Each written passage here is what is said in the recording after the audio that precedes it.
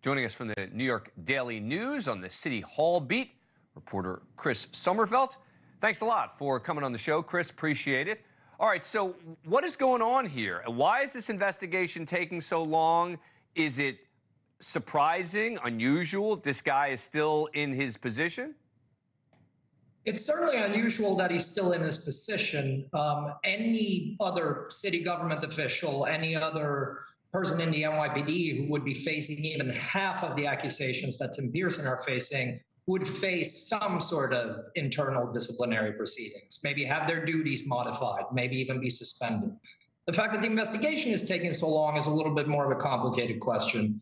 The investigation is being led by an entity called Department of Investigation. It's basically the city government's own watchdog. They have a massive backlog of inquiries that often results in what to you and me seems like a simple investigation taking 1 year, 2 years, maybe even 3 years. All right, fair enough. So let's focus on the first issue then of why he's still in his position. Is he being protected by Mayor Adams? The mayor wouldn't choose those words, but he has said basically he will not modify Mr. Pearson's duties until wrongdoing is proven. He's saying that the accusations against him so far are just that, accusations, and that he's going to let the investigation take its course and then act accordingly. But as I just pointed out, many other officials and employees in the city government facing even half of these accusations would be facing disciplinary action. So I got to ask you a question. As I watch that video and I see that he's apparently wearing an NYPD jacket, right? He's not a member of the NYPD, is he? He's not. And this was something when I first got a hold of the security footage that former NYPD officials, including a former NYPD captain, pointed out to me.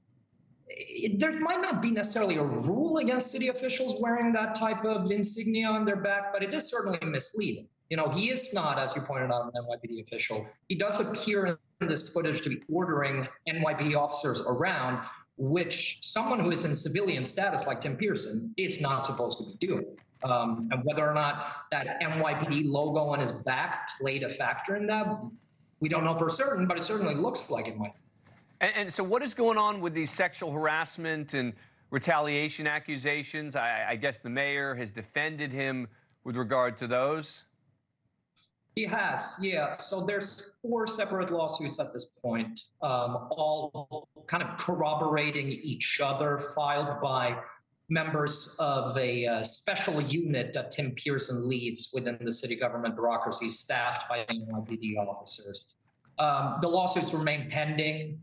Tim Pearson has private counsel in all of those lawsuits. That's by the city government, and he has denied any wrongdoing so far. I just find it so offensive, the idea of potentially using police officers to arrest people you're effectively mad at. I mean, if the facts are, as they laid them out, that someone asked for his ID, and that was the offense, and he, walks in there with his NYPD jacket and is insisting, that he has no obligation to show them an ID. I feel horrible for these workers there who are just trying to do their jobs. And I will say, City Hall's explanation at the time, right when this erupted back last October, they said that Tim Pearson had been accosted by someone. Since then, they've avoided that language and have kind of just said, we will not comment at all because this is under an active investigation. But that was their initial explanation, which I should point out. Yeah, I hate abuse of power stuff. We shall see what happens here. Chris Sommerfeldt, thanks a lot for taking the time. Appreciate it. Thanks for watching. Go to joinnn.com to find NewsNation on your television provider. And don't forget to click the red subscribe button below to get more of NewsNation's fact-driven, unbiased coverage.